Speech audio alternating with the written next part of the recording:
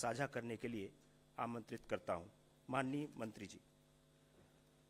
आज के इस प्रेस वार्ता में मेरे साथ उपस्थित हमारे राज्य मंत्री बहन अनुप्रिया पटेल जी, भाई प्रताप राव यादव जी, स्वास्थ्य सचिव अपूर्व चंद्र जी और मैडम सलीला श्रीवास्तव जी, और यहाँ उपस्थित हमारे मीडिया के सभी वरिष्ठ पत्रकार बंधु,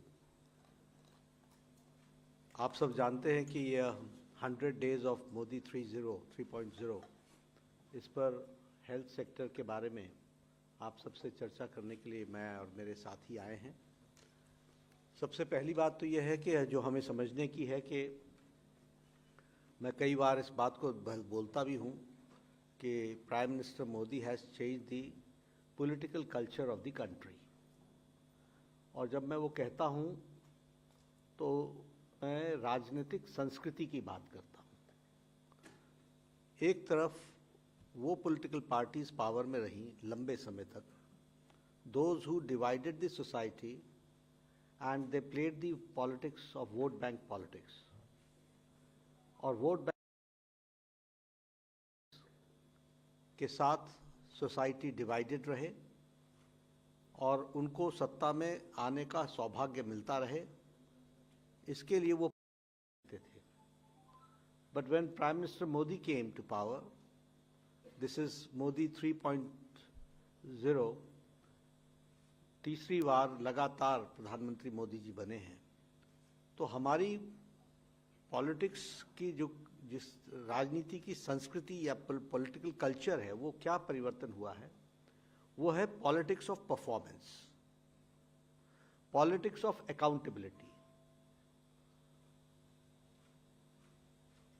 politics of delivery, politics of last mile delivery, और उसके साथ साथ रिपोर्ट कार्ड पॉलिटिक्स, यानी रिपोर्ट कार्ड की राजनीति।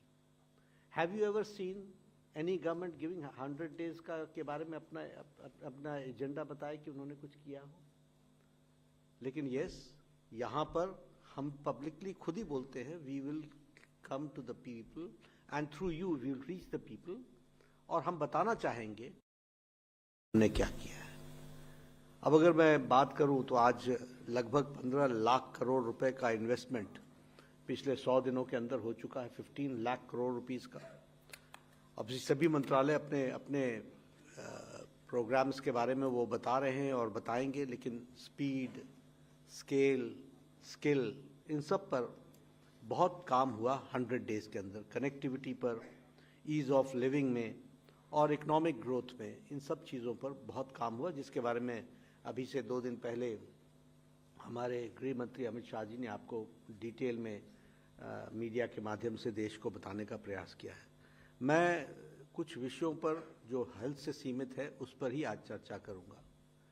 सबसे पहला तो हम लोगों ने चुनाव के दौरान कहा था कि हम आयुष्मान भारत में 70 साल से ऊपर के सभी लोगों को above the age of 70, irrespective of any income group, will be included in Ayushman Bharat and will be given a health coverage of 5 lakh rupees to that family.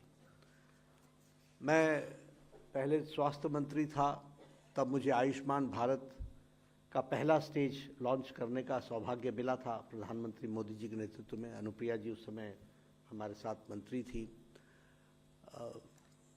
सिर्फ आपके बैकग्राउंड के लिए मैं बताना चाहता हूँ कि when in 2015 when I went to the World Health Assembly, India was the chair. India had the position of chairperson. वहाँ यूनिवर्सल हेल्थ कवरेज की बहुत चर्चा होती थी, यूएचसी, और मैं बार बार ये सोचता था कि whether India will have a time when we can say कि हम पार्शियली भी यूनिवर्सल हेल्थ कवरेज ला सके। आज मैं बड़े गौरव के साथ कह सकता हूँ, world's largest health coverage programme is Ayushman Bharat, और उसको हम लोगों ने इम्प्लीमेंट किया। उस समय 10 करोड़ 74 लाख परिवार थे, 10 करोड़ 74 लाख फैमिलीज थे, जो डिकेडल ग्रोथ के कारण उस समय वो 40% पॉपुलेशन था। उसी को जब वो डिकेडल ग्रोथ हुआ, तो उसके साथ उन फैमिलीज़ को हम लोगों ने 12 लाख कर दिया, और 12 लाख फैमिलीज़ में फिर हमने 12 करोड़ कर दिया। और उसमें फिर आगे चल करके हमने आशा और हमारी आंगनवाड़ी वर्कर्स और इन सब लोगों को जोड़ा, तो 12 करोड़ 37 लाख परिवारों को हम लोगों ने इसमें जोड़ा, और इस तरीके से more than 40% of the population, और उसमें जो ग्रोथ था वो 11.7% का एक्सपेंशन हुआ है। अभी जो 11 तारीख की सितंबर में जो कैबिनेट हुई, उसमें प्रधानमंत्री मोदी जी के नेतृत्व में, चेयरमैनशिप में, आयुष्मान भारत ने सभी बुजुर्गों को, irrespective of any income group, all have been included in Ayushman Bharat above the age of 70। तो ये पहला काम 100 दिनों के अंदर जो हुआ, बड़ा काम, मैं छोटे प्रोग्राम्स की बात नहीं कर रहा हूँ, मैं बड़े प्रोग्राम्स के बारे में आपको बता रहा हूँ। इसमें नो इनकम बार है, 70 ईयर्स से ऊपर के लोग होंगे, ये बेनिफिशियरीज होंगे। 4.5 crore families are to be added, have been added, which amounts to 6 crore people. 6 crore लोगों को और जोड़ा जाएगा, और सीनियर सिटीजन्स को, और उनको 5 लाख रुपए का फैमिली बेसिस पे उनको हेल्थ कवर दिया जाएगा।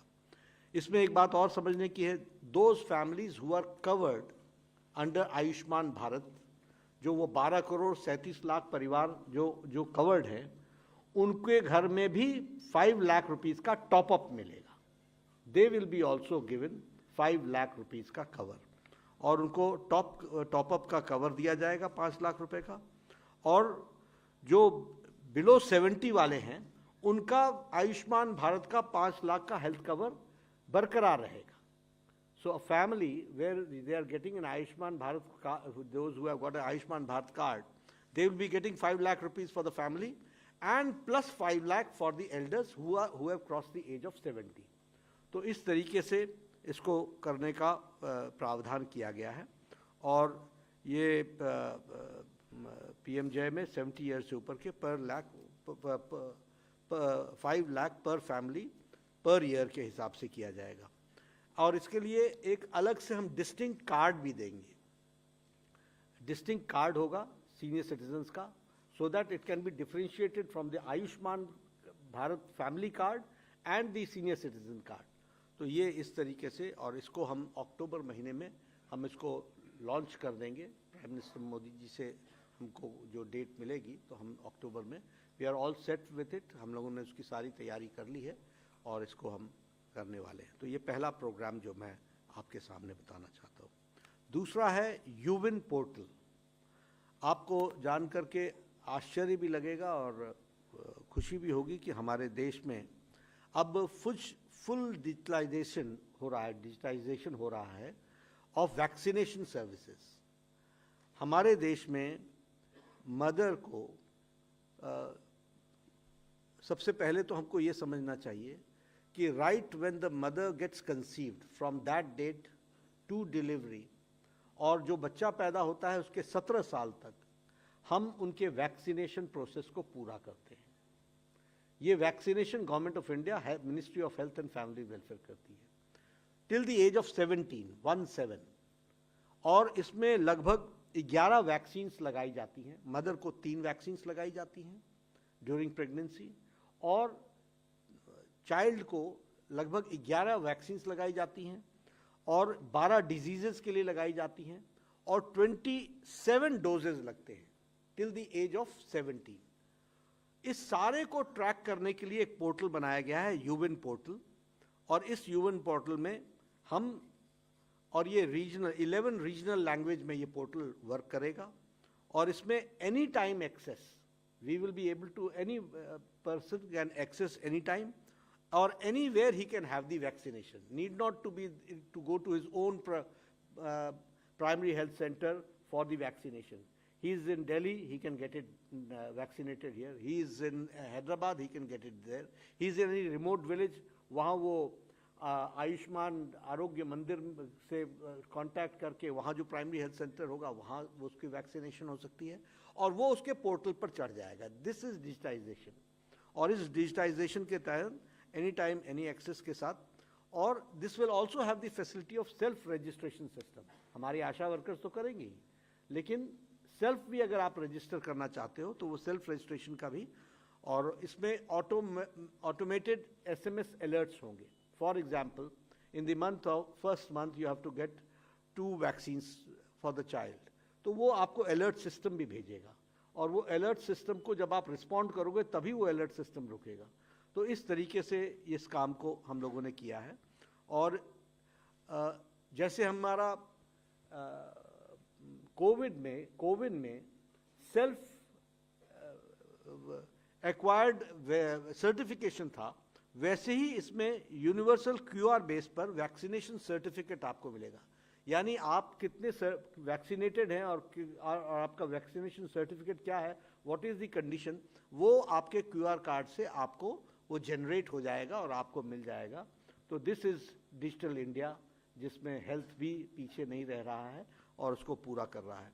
मैं आपको इसका कोहॉर्ट बता दूं, लगभग साल में 2,60,00,000 बच्चे पैदा होते हैं और 2,09,00,000 के आसपास कंसीव्ड मदर्स, यानी फर्स्ट प्रिलिमिनरी मतलब फर्स्ट ट्राइमेस्टर से लेकर के डिलीवरी से तक जो होते हैं वो 2,09,00,000। तो यानी मतलब 5.5 करोड़ लोगों को इस यूविन पोर्टल से जोड़ा जाएगा और उसका पायलट प्रोग्राम कर लिया गया है।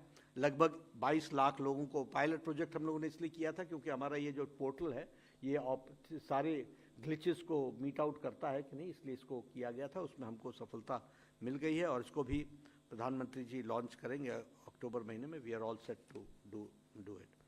उसी तरीके से ड्रोन सर्विसेज ये हमने इंट्रोड्यूस किया है all India institute of medical sciences में और INIs में, नेशनल इम्पोर्टेंस के उसमें, और नॉर्थ ईस्टर्न इंस्टीट्यूशंस में।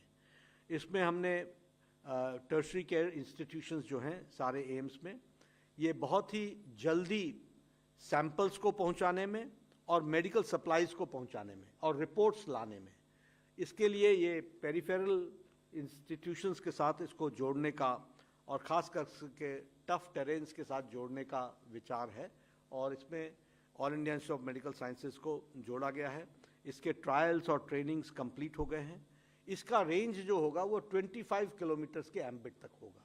जो इंस्टीट्यूट है उसके 25 किलोमीटर्स के रेंज में हम इसको ऑपरेट करेंगे और सैंपल्स कलेक्ट करेंगे और हम मेडिकल सप्लाईज और रिपोर्ट्स पहुंचाने का काम, ये इस काम के लिए इसको यूज़ किया जाएगा। ये all India institute of medical sciences BV नगर, गुवाहाटी, भुवनेश्वर, भोपाल, जोधपुर, पटना, बिलासपुर, रायबरेली, रायपुर, गोरखपुर और जिपमर पुडुचेरी और रिम्स का इम्फाल, इन सब में इसको ऑपरेशनल किया जा रहा है। तो ये एक उसी तरीके से अभी शायद आप लोगों ने देख लिया होगा, वो भीष्म का वो देख लिया होगा, नीचे लगाया गया है, नहीं भीष्म क्यूब्स, नहीं तो हो तो आप इसके बाद मीडिया से इंटरेक्शन के बाद आप जा सकते हैं और उसको देख सकते हैं। उसमें emergency life saving clinic care है डिज़ास्टर मैनेजमेंट के लिए, और इस डिज़ास्टर मैनेजमेंट का जो पोर्टेबल और rapidly deployable modular medical facility है, मुझे बताया गया कि 12 मिनट के अंदर हम उसको अनफोल्ड कर सकते हैं और 12 मिनट के अंदर हम उसको ले डाउन कर सकते हैं और डिज़ास्टर मैनेजमेंट के लिए वो उपयोगी है। उस क्यूब में medicines, equipment, first line of care, injuries और मेडिकल सिचुएशंस में उसको हैंडल करने के लिए है। 10 से 15 सर्जरीज पर डे ये भीष्म क्यूब कर सकता है और लगभग 200 इमरजेंसी केसेस को हैंडल कर सकता है। इस तरीके की इसकी कैपेसिटी है। प्रधानमंत्री जी ने यूक्रेन जब वो गए थे तो उन्होंने वहाँ पर 4 भीष्म क्यूब्स वहाँ दिए थे और अब ये भीष्म क्यूब जो है वो हमारे 50 हेल्थ इंस्टीट्यूशंस में डिप्लॉय कर दिया गया है, डिज़ास्टर मैनेजमेंट के लिए है, जो सेल्फ सफिशिएंट यूनिट है। और मैं चाहूँगा कि आप इस प्रोग्राम के बाद उसको जरूर देखें। मैं यहाँ ये भी आपको बताना चाहता हूँ कि लाल किले से प्रधानमंत्री जी ने कहा कि हम 75,000 सीट्स का इंक्रीज़ करेंगे। We are on the job. और आपको मैं बताना चाहता हूँ कि UG सीट्स में इस साल 8.7% की इंक्रीज हुई है। 706 medical college have now been increased and जिनको हम लोगों ने रिकॉग्निशन दी है वो 766 इंस्टीट्यूशंस हो गए हैं। 60 new institutions medical colleges have been given sanction और हमारी कैपेसिटी 1,08,940 थी, अब वो बढ़ करके 1,15,412 हो गई है। 6,472 अंडर ग्रेजुएट सीट्स का इंक्रीज हुआ है और पोस्ट ग्रेजुएट सीट्स में 5.92% इजाफा हुआ है। 69,024 हमारी सीट कैपेसिटी थी, आज वो 73,101 सीट कैपेसिटी हो गई है। 4,087 कैपेसिटी का इंक्रीज है। अगर हम यूजी और पीजी को मिला लें तो इसी साल हमने 12,000 seats 12,000 seats have been increased. So we are on the job, हम उसी पेस में काम कर रहे हैं और उसको हम पूरा करने का प्रयास कर रहे हैं। एक national quality assurance standards assessment, ये आयुष्मान आरोग्य मंदिर का हम कर रहे हैं और सब सेंटर्स का। इसको भी हम लोगों ने 28 को इसको हम लोगों ने लॉन्च कर दिया यानी उसको पब्लिकली सर्टिफिकेशन का कार्य शुरू कर दिया है। इसको हम एनक्वास बोलते हैं, national quality assurance standard and assessment जो है उसमें हम करते हैं। ये जो हमारे आयुष्मान आरोग्य मंदिर हैं इनको हम डिजिटली और हम उनका असेसमेंट करते हैं और उनको हम नेशनल स्टैंडर्ड जो हमारा क्वालिटी असेसमेंट स्टैंडर्ड्स है उस पर हम लाते हैं। दो चीज़ें करते हैं, पहले तो वो अपनी रिपोर्ट्स भेजते हैं जो उनको हम लोगों ने जो हमने बेंचमार्क्स बना रखे हैं, उसके बाद हम वीडियो कॉन्फ्रेंस के द्वारा और उनके सारे एरियाज़ को देखने के बाद उसको हम सर्टिफाई करते हैं। इसके माध्यम से हम 1,73,000 हमारे आयुष्मान आरोग्य मंदिर का सर्टिफिकेशन का प्रोसेस हम लोगों ने शुरू किया है, जिसमें से 5,784 अभी हमने पायलट प्रोजेक्ट के रूप में लिया था। तो 100 डेज में we have done 5,784 institutions certified हो गई हैं। तो ये हम जो नेशनल क्वालिटी कंट्रोल है और जो नेशनल क्वालिटी स्टैंडर्ड्स हैं उसको एश्योर करने के लिए इस प्रोग्राम को हम लोगों ने लिया है। तो ये भी इसको हम पूरा कर रहे हैं, वर्चुअल के माध्यम से करते हैं और उसमें से फिर हम जाकर फिजिकली भी 10 to 15% ऑफ इंस्टीट्यूशंस में हम फिजिकली भी जाकर के उसको हम पूरा चेक करके उनको हम एनक्वास का सर्टिफिकेट देते हैं। तो ये धीरे धीरे we are trying to see to it that we maintain a balance between the enhanced quantity and quality, दोनों में बैलेंस होना चाहिए। और आयुष्मान आरोग्य मंदिर इसका आप बेस देखो, 1,73,000 इंस्टीट्यूशंस, 1,73,000 इंस्टीट्यूशंस हैं। और ये जिसको हम पहले वो हेल्थ एंड वेलनेस सेंटर्स भी पीएचसी और पीएचसीज को भी जोड़ा गया है। तो ये आप समझिए कि एक self sufficient primary health care का यूनिट है और ये प्राइमरी हेल्थ केयर का यूनिट में अगर हम क्वालिटी को एश्योर कर लेते हैं तो हम भारत के स्वास्थ्य की सुविधा को बहुत हद तक जमीनी स्तर पर उस पर हम सुधार ला सकते हैं। तो उसका इसमें प्रयास हुआ है। आप लोग अक्सर सुनते रहते हैं नकली डॉक्टर, असली डॉक्टर, ये डॉक्टर, वो डॉक्टर। हम लोगों ने अब एनएमआर को ऑपरेशनलाइज कर दिया है, नेशनल मेडिकल रजिस्टर, और इसमें हम कॉम्प्रिहेंसिव डायनेमिक डाटाबेस एमबीबीएस का बना रहे हैं। 13 लाख डॉक्टर्स ने इसमें अपने आप को जोड़ लिया है। पिछले महीने की 23 तारीख को मैंने इसको लॉन्च किया था और इसमें अब सभी doctors, we are actively working with the state medical associations और ऑल डॉक्टर्स, इस मेडिकल प्रैक्टिशनर्स एक प्लेटफॉर्म पर आएंगे और वो एनएमआर के को हमने ऑपरेशनलाइज जो किया है उसमें उस काम को हम आगे बढ़ा रहे हैं। एक जो हमारा हमेशा का प्रोग्राम रहा है कि हम टर्शरी हेल्थ केयर को भी बराबर का ध्यान दे करके चल रहे हैं। तो उसके लिए अभी मैं बिहार गया था तो वहाँ हमने 5 इंस्टीट्यूशंस को, एक तो IGIMS पटना में हमने रीजनल इंस्टीट्यूट ऑफ ऑप्थेल्मोलॉजी इसको डेडिकेट किया। इसी तरीके से 4 सुपर स्पेशलिटी ब्लॉक्स जिसमें कार्डियोलॉजी, CVTS और नेफ्रोलॉजी, न्यूरोलॉजी, गैस्ट्रेंटोलॉजी, न्यूरोसर्जरी, न्यूनेटोलॉजी और bones and plastic reconstructive surgery, ये सारे डिसिप्लिन्स उसमें जोड़े गए हैं। मुजफ्फरपुर में, दरभंगा में, गया में, भागलपुर में super speciality blocks have been dedicated to the people, और उसके साथ साथ एक कैंसर ब्लॉक भी टाटा मेमोरियल हॉस्पिटल के साथ जोड़ करके मुजफ्फरपुर में टाटा मेमोरियल हॉस्पिटल का भी कैंसर सेंटर उसको भी डेडिकेट किया गया है। और इसके साथ साथ मैं ये भी बताना चाहता हूँ कि जो दरभंगा का all India institute of medical sciences था, जो किसी कारण से अधर में लटका हुआ था, उसको हम लोगों ने, उसकी लैंड को हमको मिल गई है और अगले महीने उसका शिलान्यास प्रधानमंत्री जी करेंगे। वो अभी उसके भी डिज़ाइन को लेकर के आईआईटी दिल्ली को हम लोगों ने कुछ विशेष काम दिया है, क्योंकि वो लो लाइन एरिया है, तो उसमें जो डिज़ाइनिंग होनी है वो एक स्पेशल किस्म की डिज़ाइनिंग होगी। तो उसके लिए आईआईटी दिल्ली को हम लोगों ने इंगेज किया है और उसके लिए एचएससीसी को एग्जीक्यूटिंग एजेंसी बना दी गई है, उसको आगे बढ़ाया गया है। ट्यूबरक्लोसिस के प्रोग्राम को हम लोगों ने तेज़ी लाने का प्रयास किया है, और आपके ध्यान में रहेगा कि MDR-TB, multi drug resistant tuberculosis, ये एक बेशक बहुत बड़ा प्रोग्राम, बहुत बड़ा चैलेंज रहा है, और इसके लिए ट्यूबरक्लोसिस ट्रीटमेंट रेजिमेन जो है, उसमें हमने जो न्यू ट्यूबरक्लोसिस ट्रीटमेंट रेजिमेन है उसको हमने ग्रीन सिग्नल दे दिया है। और अब जो MDR के लिए भी जो ट्रीटमेंट रेजिमेन होगा, वो पहले 12 महीने का होता था, अब वो 6 मंथ्स का होगा, और वो मोस्ट इफ़ेक्टिव है, इसकी एफिकेसी भी ज़्यादा है। तो इस रेजिमेन को भी हम लोगों ने ओके कर दिया है, और ये भी अब इससे ट्यूबरक्लोसिस पे खास करके MDR के पेशेंट्स को ट्रीट करने में हमें सुविधा भी होगी और जल्दी भी हम कर सकेंगे, ये उसका एक लाभ रहने वाला है।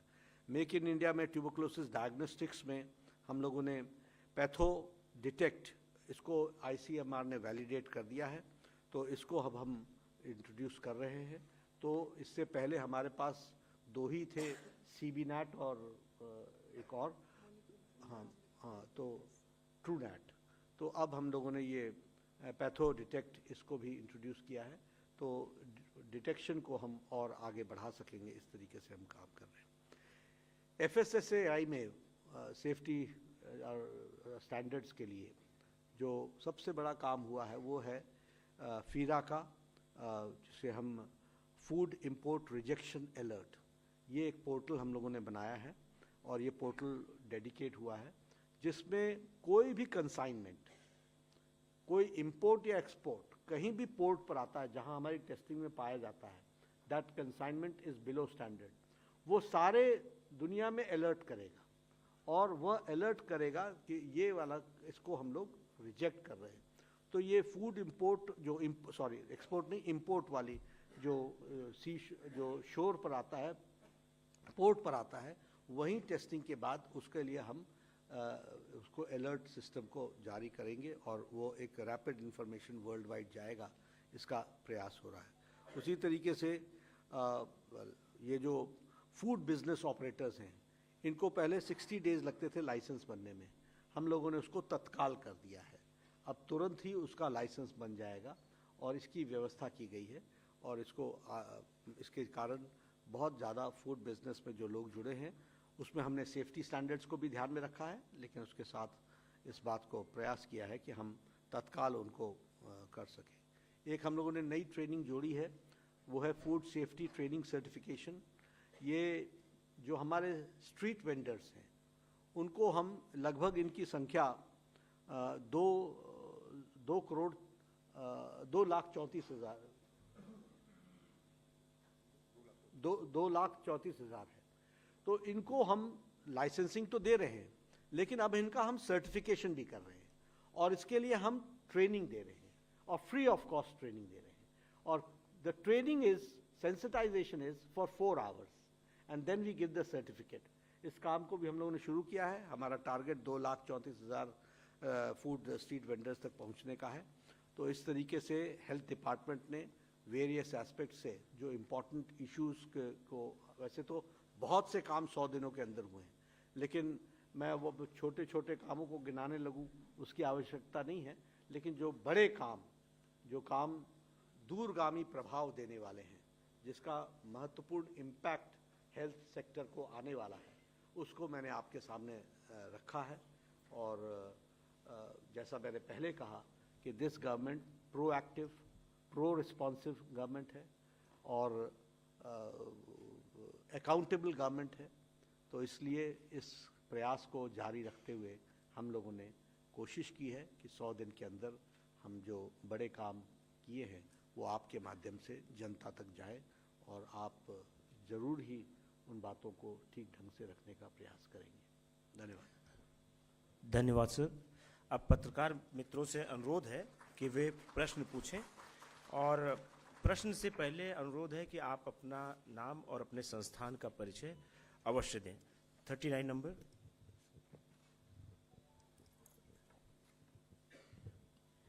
सर, मैं मिलन हूँ आज तक से यहाँ पर। सर, एक सवाल जो हिंदुओं की आस्थाओं से जुड़ा हुआ है, क्योंकि FSSAI स्वास्थ्य मंत्रालय में आता है, आपने सुना होगा कि तिरुमला प्रसादम में कुछ अडल्ट्रेशन पाई गई है। सर, इसका संज्ञान लेते हुए FSSAI और स्वास्थ्य मंत्रालय की तरफ से क्या कदम लिए जा रहे हैं, और क्या आगे चल के आप जो ऑडिट्स हैं इस तरीके की कोई एक्शन टेकिंग प्लान आप ले रहे हैं क्या? आज ही मैंने चंद्रबाबू नायडू जी से, जैसे ये असल में ये खबर डिजिटल मीडिया के माध्यम से आई है और कुछ जगह पर रिपोर्ट हुआ है, तो जैसे ही ये खबर मुझे मिली मैंने चंद्रबाबू नायडू जी से बात की, उनसे मैंने डिटेल उसकी ली है और मैंने उनको कहा है कि आप तुरंत एक जो आपके पास अवेलेबल रिपोर्ट है वो रिपोर्ट आप मुझे भेज दें। उस रिपोर्ट को मैं एग्जामिन भी करूँगा, स्टेट रेगुलेटर से भी बातचीत करूँगा, उनका क्या कहना है उसको भी जानूँगा। उस जो रिपोर्ट है जिस सोर्स से आई है उस रिपोर्ट को पूरी तहकीकात करके उसके सारे पहलुओं को ध्यान में रख करके suitable action will be taken accordingly. जो भी कानून के दायरे में और जो भी हमारी नियमावली food safety standards authority of India के तहत आती है उसके तहत हम इस पर कार्रवाई करेंगे। लेकिन अभी हमने रिपोर्ट मंगवाई है। I will examine it, my FSSAI is going to examine, they are going to give report and then we will take action. 277।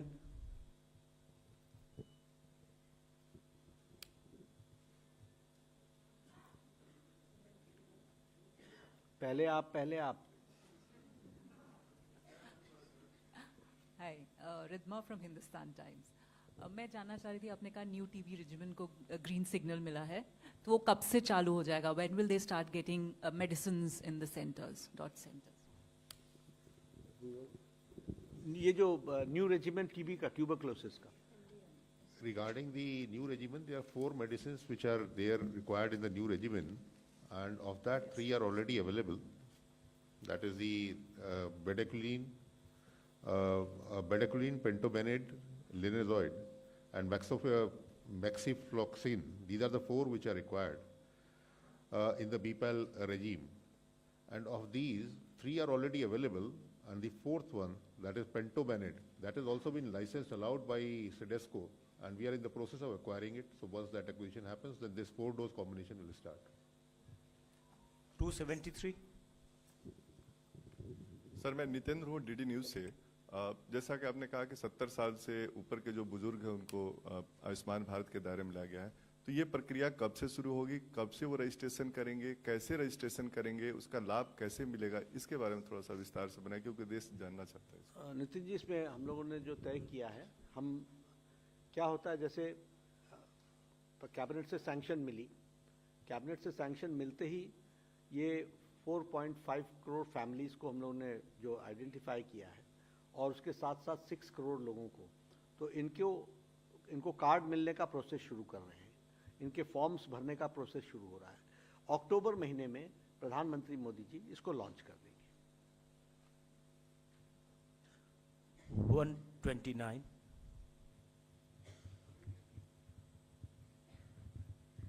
Sir, किसी भी डिजीज़ को एलिमिनेट करने में वैक्सीन का बहुत बड़ा रोल होता है, जैसे पोलियो हो गया। ऐसे में ट्यूबरक्लोसिस को लेके एलिमिनेट करने के लिए अभी तक वैक्सीन की क्या व्यवस्था है? नहीं, हम तो अभी जो जैसा सेक्रेटरी साहब ने बताया कि वो जो रेजिमेन है मेडिसिन का, जो टैबलेट्स हैं, उसी में हम वर्क कर रहे हैं। और वैक्सीन के बारे में अभी इस तरीके से तो कोई ICMR is on the work of it. 269,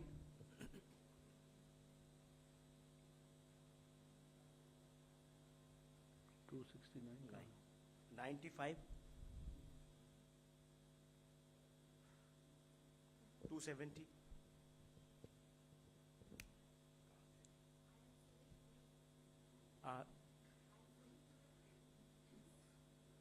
mic on, ये माइक दे दीजिए। नहीं ठीक है। सर मैं सुबी हूँ प्रिंट से। एक सर HPV वैक्सीनेशन को लेके पिछले 2-3 साल से काफ़ी डिस्कशन चल रहा है और एंटागी ने इसको रेकमेंड किया है। फाइनेंस मिनिस्टर ने बोला भी था बजट स्पीच में कि एनकरेज करेंगी इसको लेके। अभी what is the government and health ministry We thinking are about working on it in a positive manner. Very soon we'll come out with it. 280,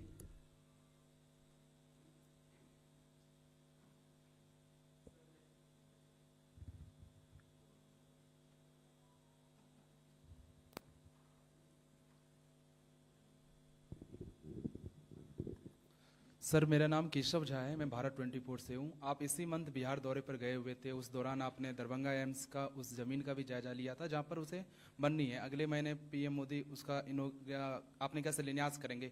क्या वो लैंड फिट है? बिहार सरकार की तरफ से आप लोगों को सब कुछ मिल ऐसा है, मैं जब पिछली बार मंत्री था तब से लगा हूँ,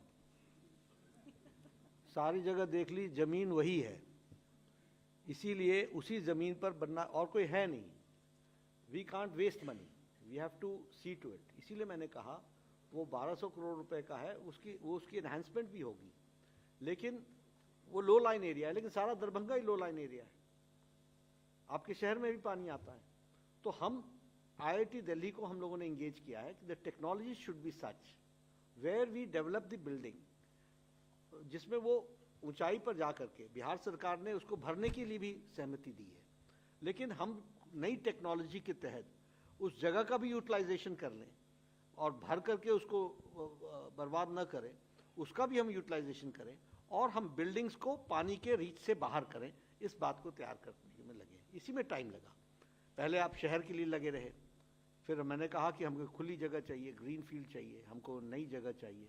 तो कुल मिलाकर के जगह वही है, मैं देखाया हूँ, और वहीं बनना है और अब बनना है। 260, सर मैं अमलेंदु भूषण खां हूँ और मैं फ्रीलांस जर्नलिस्ट हूँ।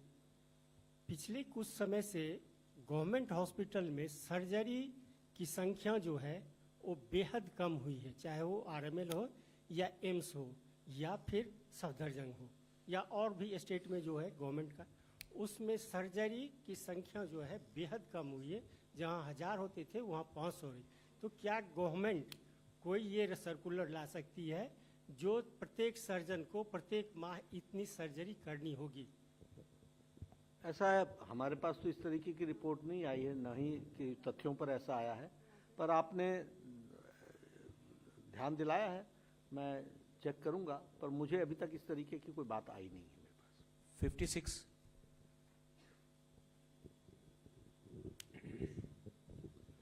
सर मैं तरुण शर्मा हूँ जी बिजनेस से। सर मेरे 2 सवाल हैं। आपने सर अपनी स्पीच की शुरुआत में कहा कि पहले 100 दिन के अंदर 15 लाख का निवेश आया। सर थोड़ा स्पेसिफाई कर पाएंगे किस किस सेक्टर पे ये पैसा आया, कहाँ कहाँ? ये अमित भाई ने किया ना, पूरे का पूरा, सारे का सारा रखा है। मेरा हेल्थ सेक्टर था, इसलिए मैंने जनरल कमेंट्स में उस बात को कहा। 15 लाख करोड़ रुपए has been spent on infrastructure, on various projects, सारा कुल मिलाकर के उसका। और आपको मैं इंफॉर्मेशन एंड ब्रॉडकास्टिंग मिनिस्ट्री आपको वो बुकलेट दे देगी जिसमें ऑल डिटेल्स आ दिया है वी आपको। Really believe in real report card.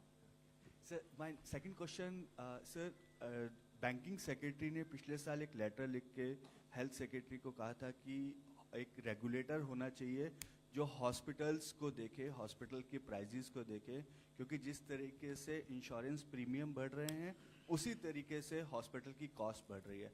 तो क्या सर अब नई सरकार है, मोदी 3.0 है, तो क्या इस पे कोई विचार किया जा रहा है? नहीं, नई सरकार नहीं, सरकार मोदी जी की है। सरकार का नया नया कार्यकाल है, it is a continuous process, उसको देखेंगे सेक्रेटरी साहब। 121। सर मैं गौतम हूँ ईटीवी भारत से। हाल ही में इंडियन मेडिकल एसोसिएशन ने हेल्थ मिनिस्ट्री को एक रिपोर्ट सबमिट किया है over this security in hospitals and security of doctors. क्या आप लोग उसको रिव्यू कर रहे हैं, और कर रहे हैं तो कब तक इम्प्लीमेंट करेंगे? और दूसरा सर, नेशनल मेडिकल कमीशन ने एक सर्वे किया है जहाँ पे कहा गया है कि जो मेंटल कंडीशन है डॉक्टर्स का बहुत अंडर प्रेशर है, बहुत सुइसाइड इंसिडेंट्स भी हो रहे, उसके ऊपर आप लोग क्या कर रहे हैं सर? नहीं, देखिए ये इशू तो है कि मेडिकल डॉक्टर्स हमारे प्रेशर में रहते हैं on the issue of security. State to state हम लोगों ने सबको कहा है कि whatever you want we are there to facilitate you. हमने उनको जो जिस बात की लोग आप बात कर रहे थे एक्ट, हमने तो उनको उनके पास वो मॉडल एक्ट दे रखा है कि आप उस पर वर्कआउट कीजिए। You have to take care, आपको देखना है। ये इन जनरल हम कहते हैं सबको, अगर आपको हमसे कोई सहायता चाहिए, we are there always, but state managed institutions have to be managed by the state governments, और स्टेट गवर्नमेंट्स ही को उसमें उपाय ढूंढने की जरूरत है। हमने बहुत लोगों को कहा है और हमने अपने सेंट्रल इंस्टीट्यूशंस में इस बात को आगे बढ़ाने का प्रयास भी किया है, वो है we have to enhance the security. तो वो हम सेंट्रल इंस्टीट्यूशंस में तो कर ही रहे हैं, उनसे भी हम कहते हैं कि उसमें आप भी अपने आप को जोड़िए कि सिक्योरिटी को एनहांस कीजिए। और सबसे बड़ी बात ये है, ये सब कुछ देने के बाद भी it differs from institution to institution, it differs from state to state, and it differs according to the administrative capacities of the state and the administration of the health department. ये अल्टीमेट उसका reason रहता है। लेकिन हम उनके साथ cooperative और collaborative तरीके से जो भी वो कहते हैं उनको हम पूरा करने का प्रयास करते हैं। 265। अपना परिचय दें। सर मैं अनुमित्र हूँ आनंद बाजार पत्रिका से। रिसेंटली कलकत्ता में एक हॉस्पिटल में एक जूनियर डॉक्टर की मौत हो गई प्रेमिसेस में, हॉस्पिटल प्रेमिसेस में। उस पर लेकर जूनियर डॉक्टर में काफ़ी गुस्सा है, स्ट्रीट पे भी है ये लोग। तो वेस्ट बंगाल गवर्नमेंट से आपका कोई सीधी बात हुआ है, और जूनियर डॉक्टर के लिए आपका क्या मैसेज है? नहीं, उनके एसोसिएशंस आए थे, उनके साथ मेरी बात हुई थी। कलकत्ता से नहीं आए थे, उनके एसोसिएशन के रिप्रेजेंटेटिव जो यहाँ थे वो आए थे, उनसे मेरी बात हुई थी। मैंने कहा we are all there to help you and we'll do it, but it is the state government which has to see to it। अब जिस तरीके की रिपोर्ट्स आ रही हैं, तो वो हॉस्पिटल कैसा चलता था वो आपके ध्यान में आया है, और उसमें से ये घटनाएं घटती हैं। तो वो तो स्टेट को, एडमिनिस्ट्रेशन को अपनी कैपेसिटी और स्टेट के इफेक्टिविटी ऑफ द एडमिनिस्ट्रेशन, ये बहुत महत्वपूर्ण एंगल है इन सब चीज़ों का। But we sympathise with the doctors, we stand by the doctors, and we respect their sentiments, and in government institutions we are taking care of it.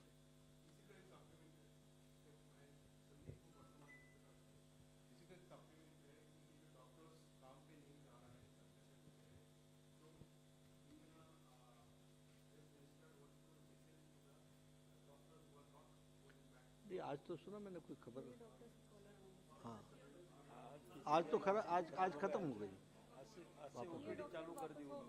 लेकिन हमारा हम सेट तरीके से सब लोगों को यही बोलते हैं, देखिए जनरल पेशेंट सफर ना करें और आपका कॉज को हम एड्रेस करें।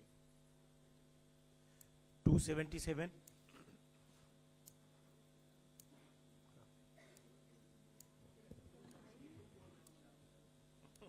ठीक है, आप पूछ लीजिए। सबसे पहले सर दैनिक भास्कर से हूं मैं, मुकेश कौशिक सर। 2 साल पहले आपकी सरकार ने वादा किया था कि जो प्राइवेट मेडिकल कॉलेज की 50% सीट्स होंगी उनकी फीस सरकारी मेडिकल कॉलेज के बराबर कर दी जाएगी, उसका क्या हुआ? हमने, मैं चेक करूंगा, पर मुझे ऐसा कोई वायदा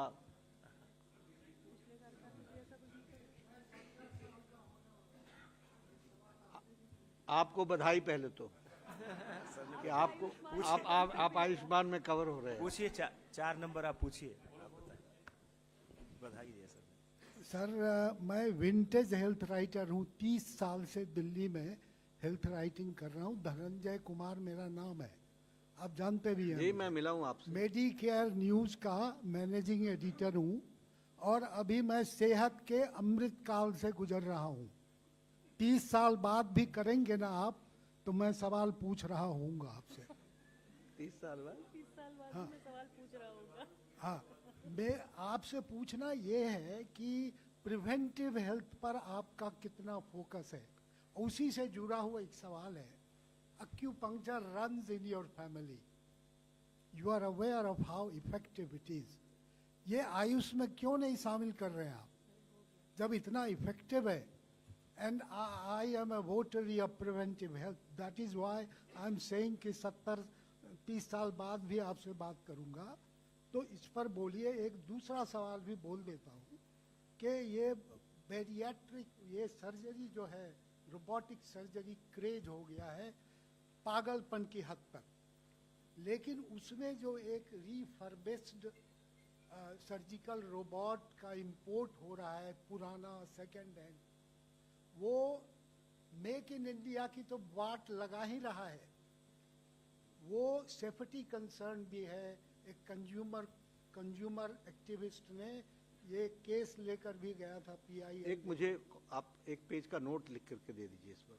दे देंगे सर, आप मिलने का मौका देंगे तो बहुत बिना कुछ मिले भी बताओ। नोट मिल सकता है, लेकिन मैं मिल लूंगा। अब एक अंतिम सवाल ले रहे हैं, 52 आप पूछिए। नहीं, इनका जवाब नहीं दिया, मैं देता हूँ। ऐसा है कि जो आपने प्रिवेंटिव और प्रोमोटिव हेल्थ केयर कहा, वो हमारे 2017 के हेल्थ पॉलिसी में सब पहली बार इंट्रोड्यूस हुआ, और उसी के तहत ये जो आयुष्मान आरोग्य मंदिर बन रहे हैं, इसमें हम इसको, ये जो हम एनक्वास बोलते हैं, नेशनल क्वालिटी असेसमेंट एश्योरेंस, ये जो एनक्वास है, इसमें हम इसी प्रिवेंटिव पार्ट को ही हम डील कर रहे हैं। तो इसलिए प्रिवेंशन, और देखिए साइज क्या है, 1,73,000 हमारे आयुष्मान आरोग्य मंदिर बनेंगे।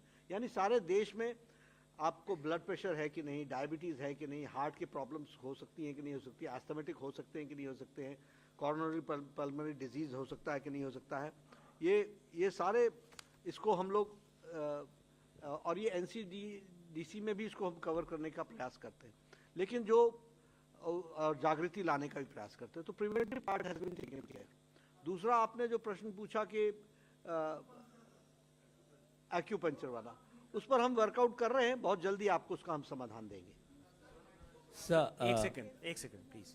52 Sir, this is Abhishek from. 52 Sir, this is बहुत Abhishek. जल्द उसका समाधान। Abhishek from Business Line, Hello. sir. Down here. Last हो। सर इधर Down here.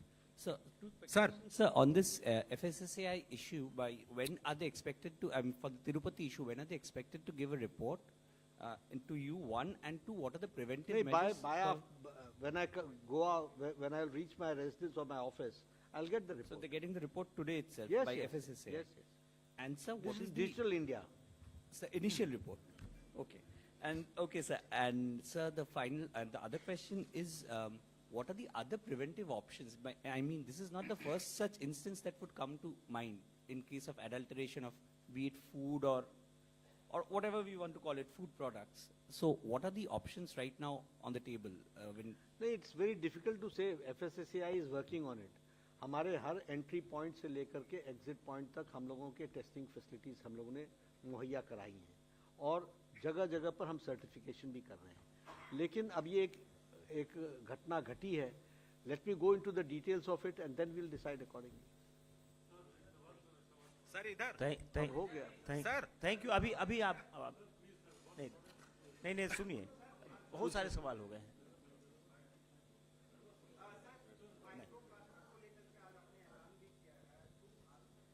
Micro,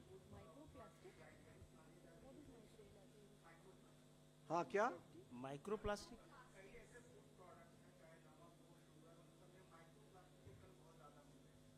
food products में नहीं मिल रहे हैं, बॉडी में मिलते हैं। इसलिए हम लोगों ने कहा था कि इसको रोकने के लिए जो इसके सोर्सेज हैं, उन सब चीज़ों पर वर्कआउट करना होता है। आप मुझे बता दीजिएगा, मैं देख लूंगा। थैंक यू, बहुत बहुत धन्यवाद आप लोगों का।